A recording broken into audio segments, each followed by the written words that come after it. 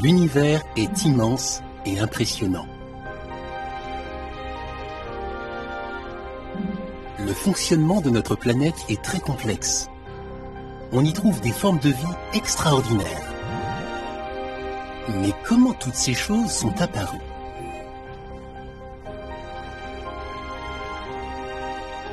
Le premier livre de la Bible, Genèse, dit qu'il y a un créateur.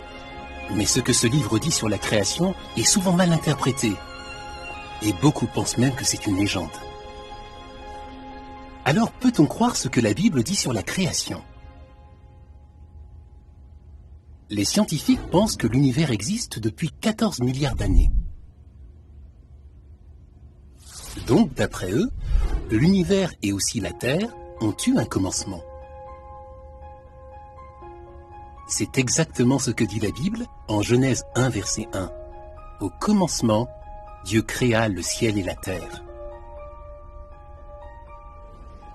Le récit de la Genèse ne dit pas quand l'univers est apparu ni comment. Par contre, il décrit principalement l'ordre dans lequel les choses ont été créées sur la terre en 6 temps que la Bible appelle jours. Est-ce que ces jours sont des jours de 24 heures, comme certains le croient? Non. Le mot hébreu traduit par jour utilisé dans la Bible peut désigner des périodes de temps de différentes durées. Par exemple, les 6 jours ou périodes de création dont parle Genèse sont eux-mêmes appelés le jour où Jéhovah Dieu fit la terre et le ciel. Donc, chaque jour de création a dû durer une très grande période de temps. Fait intéressant, quand le rédacteur de Genèse décrit les périodes de création, il adopte le point de vue d'un observateur qui se serait trouvé sur la Terre. Si cet observateur avait existé, il aurait vu certains processus commencer pendant une période de création et continuer de se développer pendant les suivantes. D'abord, une lumière a commencé à traverser l'atmosphère et la différence entre la nuit et le jour est devenue perceptible.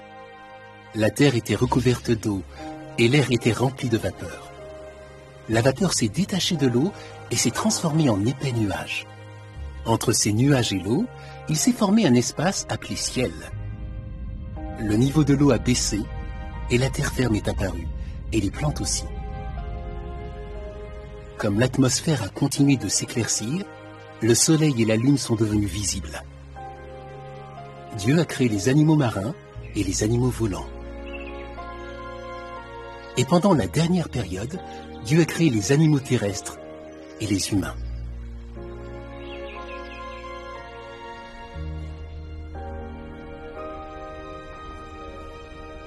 Un autre verset de la Bible montre que croire à ce que dit Genèse est logique. Il dit « Toute maison est construite par quelqu'un, et celui qui a construit toute chose, c'est Dieu. » La Bible n'est pas un livre de science, mais son récit de la création est logique et crédible. La Bible donne aussi des réponses logiques à d'autres questions importantes. Par exemple, notre planète a-t-elle été conçue dans un but précis? Quel est le sens de la vie? Que nous réserve l'avenir?